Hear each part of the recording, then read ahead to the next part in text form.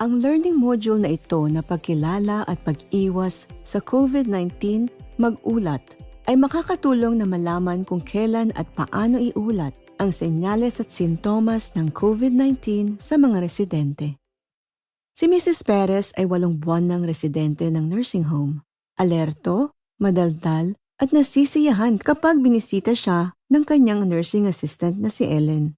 Gustong-gusto niyang ipakita kay Ellen ang mga larawan ng mga apo niya kapag nasa silid si Ellen. Isang araw, habang papunta si Ellen para tingnan si Mrs. Perez, pinigilan siya ng tagapamahala. Tumawag ang anak ni Mrs. Perez at nag-aalala sa kanyang ina. Nang kausap siya nito kanina, hingal na hingal siya at hindi komportable. Dahil dito, kumuha si Ellen ng personal protective equipment bago pumunta kay Mrs. Perez.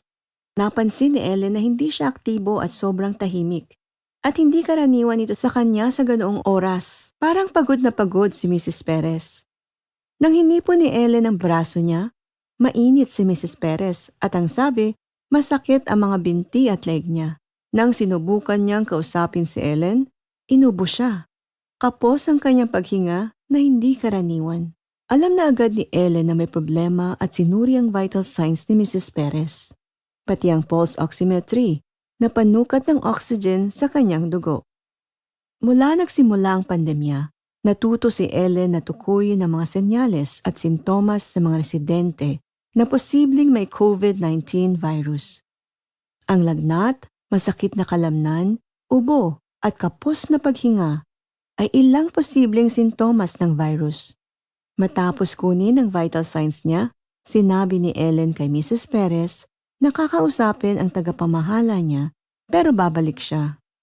Inulat agad ni Ellen sa tagapamahala ang vital signs ni Mrs. Perez at mga napansin niyang pagbabago sa ugali niya. Matapos kausapin ang tagapamahala, inisip ni Ellen ang iba pang mga residente o bisita na nakasama ni Mrs. Perez kamakailan. Pwedeng may COVID-19 virus ang mga bisita at ang iba pang residente at tauhan na naging contact ni Mrs. Perez ay nasa peligro ng impeksyon. Pwedeng kumalat agad ang mga virus at humantong pa sa pagsilakbo. Inabisuhan ng tagapamahala ni Ellen ang infection control nurse at inilagay si Mrs. Perez sa airborne at contact precaution habang hinihintay ang resulta ng kanyang test. Inilatag ang mga protocol para mapigilan ang pagkalat ng virus. Buti na lang negatibo ang COVID-19 test ni Mrs. Perez at Ellen. Trangkaso pa lang sakit ni Mrs. Perez. Mag-ingat pa rin tayo sa mga droplet at ihiwalay ang mga nahawaang residente dahil baka pagmula ng malubhang sakit sa nursing home. Nang gumaling ang mga sintomas ni Mrs. Perez, inalis ang mga pag-iingat sa hawaan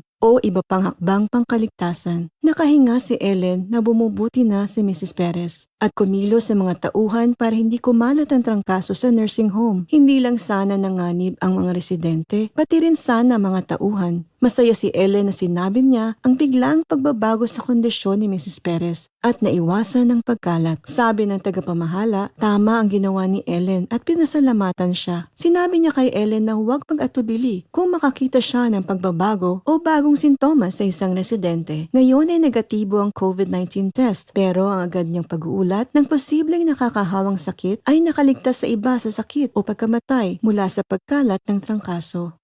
Ngayon, irepaso natin ulit ang ilang punto. Isipin ang pinakamabuting sagot sa bawat isa sa mga sumusunod na mga tanong. Bakit inabisuhan ni Ellen ang kanyang tagapamahala na nag-aalala siyang baka may COVID-19 si Mrs. Perez? Nagpapakita si Mrs. Perez ng mga karaniwang sintomas ng COVID-19 virus. Lagnat, masakit na kalamnan, ubo, at kapos na paghinga. Anong ginawa ni Ellen nang nakilala niya ang posibleng mga sintomas ng COVID-19? Agad niyang sinabi ang pagbabago sa kondisyon ng residente sa tagapamahala. Araw-araw mong nakikita ang mga residente at may kaugnayan ka na sa kanila. Mahalaga kang bahagi ng buhay nila at alam ang kanilang personalidad at pag-uugali.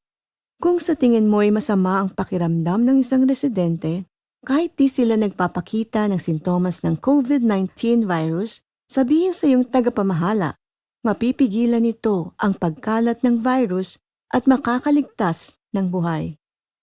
Nakumpleto mo na ang learning module na to. Sana'y natuto ka ng ilang tips para protektahan ang iyong sarili, ang mga residente, bisita at iba pang tauhan mula sa posibleng COVID-19 silakbo sa iyong nursing home. Alamin na higit pa, panoorin ang susunod na video sa seryeng ito para malaman kung bakit hindi tayo dapat magpabaya sa COVID-19 at bisitahin ang Agency for Healthcare Research and Quality website para sa libreng gamit na tutulong sa iyong tukuyin at gamutin ang COVID-19.